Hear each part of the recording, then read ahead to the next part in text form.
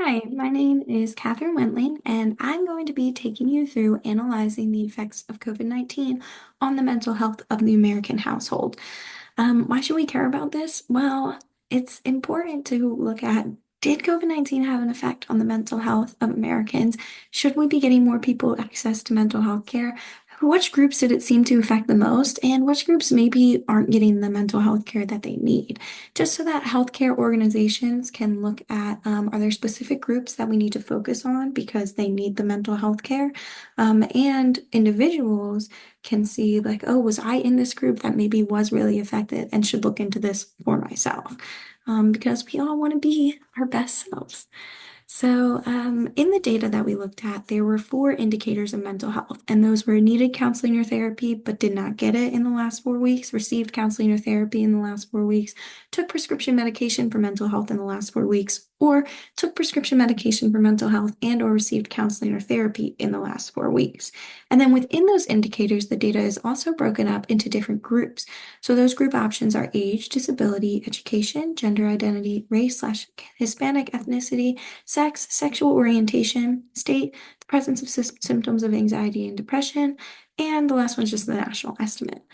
Um, the data also spans from August of 2020 all the way to May of 2022. So the first thing I looked at was just, was there an effect?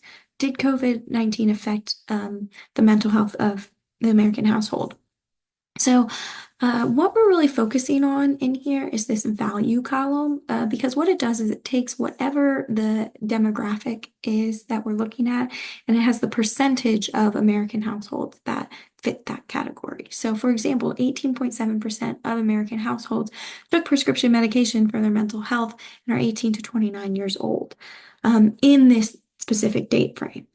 So what I did first here was just took all of the averages of the values for the specific date frames to kind of see what the average for each of the four mental health indicators were, to see if those increased over this span, to be able to draw the conclusion that yes, COVID-19 did negatively affect the mental health of the American household. And so I put that on this multiple line chart here. You can see that the four line colors correspond to the four indicators.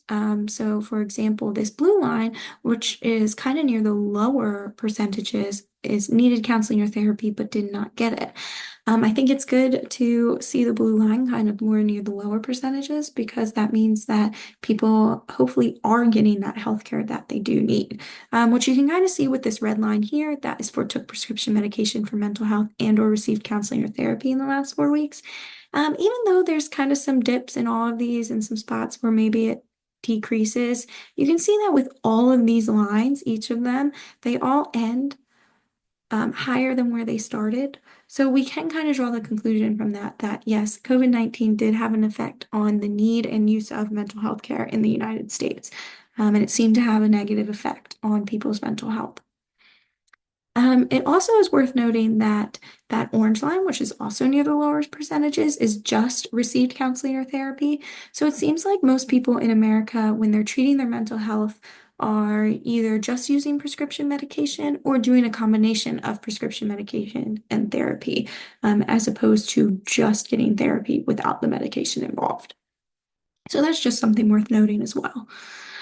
So if we look at this split up by the different demographics, the first one that I looked at was age. So I created a data frame where I averaged those values, those percentages for each of the age groups in each of the four indicators.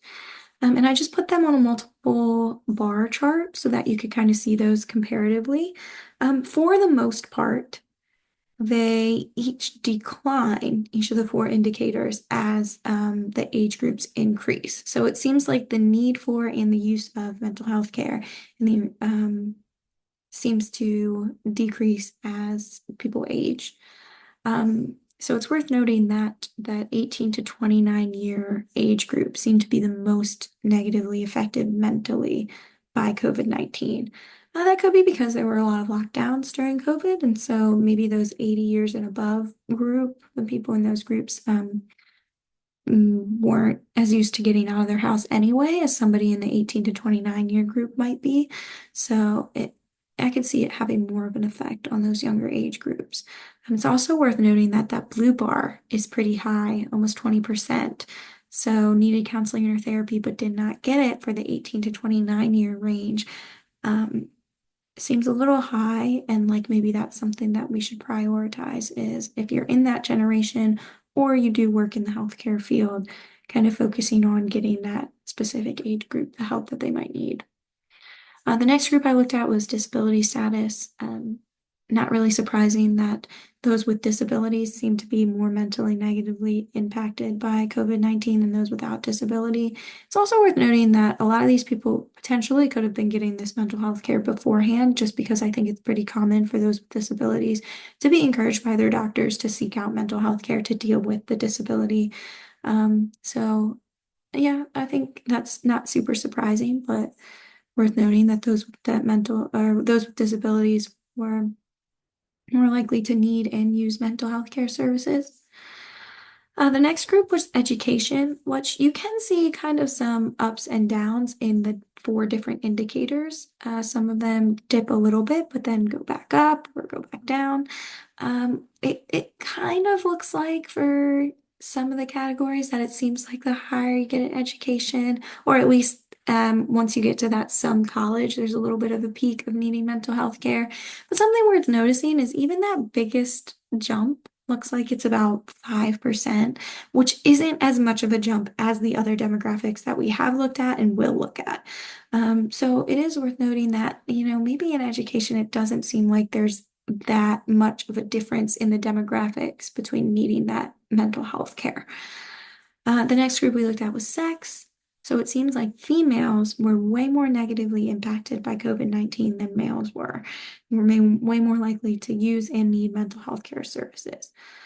The next group that we looked at was sexual orientation, where you can see that those who identify as bisexual seems to be the most affected mentally by COVID-19.